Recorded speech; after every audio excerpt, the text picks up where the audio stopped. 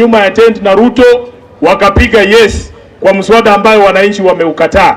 Tayari tumeandikia hao barua kama chama cha ODM, hatutaki watu kama hiyo ndani ya chama yetu.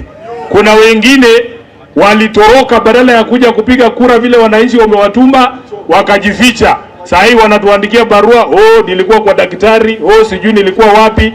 Wewe umechaguliwa kwa sababu ya kazi moja peke yake. Siku ya kupiga kura ukwe pale kupiga kura ya kutetea wananchi, si ndio? Pia wao tumewaandikia wao barua. Na mimi nataka wananchi mujichunge sana, sio kila pesa ukipewa unaenda nayo nyumbani.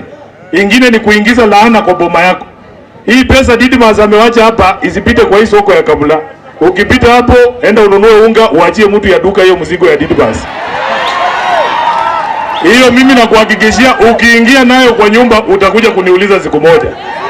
Utakuja kuniuliza kwa sababu haiwezekani wewe kama wewe ni kiongozi mzuri, unajua school fees imeshinda hao wazazi, unajua chakula imeshinda hao wazazi, unaenda unawaongezea ushuru huko, alafu unapita kwa bank KCB unachukua 100 unasema hao wajinga wacha niende niwapatie hii 100 watanipigia kura. Nyinyi ni wajinga? Nyinyi ni wajinga kweli? Mimi nataka kuwaambia hivi. Viongozi mlituchagua turekebishe maisha yenu, hatukuchaguliwa ati tukuje na change hapa kupatia watu pesa. Si ati pesa hatuna, hata si tunaweza kuwapatia pesa, lakini ni kupatia pesa kama nimeshatengeneza ile kazi ambayo ulinituma nifanye kule Nairobi, si ndio?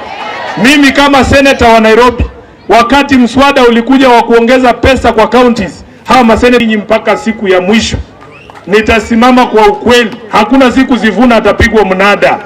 Hakuna siku Sifuna atapigwa mnada.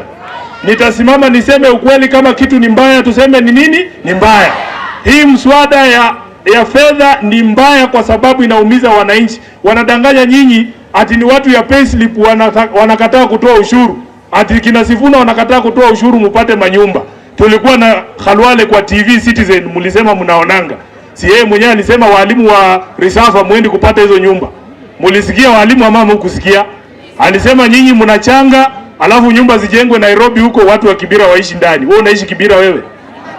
Wewe unajua Kibira ni wapi? Nani ashaifika hapa Mathare? Hakuna.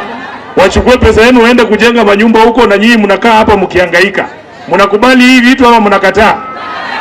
Sasa kama mnakataa, unajua sisi huku kwetu hata wakitudharau wanasema hawa watu wa upinzani ni watu wa kelele tu. Sisi tunajua kelele wewe inafukuza mwewe. Huku kuangana kisiriku iluka. Wakati moja walikuja wakasema wanataka kuuza mashini yetu ya Nzoia. Tukapiga kelele kabisa. Si alitoroka? Si aliwachana na mashini yenu? Sasa amerudi tena kwa sababu kisirili huwa haishipi. Unaifukuza leo, kesho itarudi. Sasa sisi tutabaki kupiga hiyo kelele kwa sababu yenu. Yenu ni kutuunga mkono tu, mwoseme kwamba kina Sifuna ndio wanatetea sisi, na sisi tutafanya hiyo kazi nyingine. Wacha nimkaribishe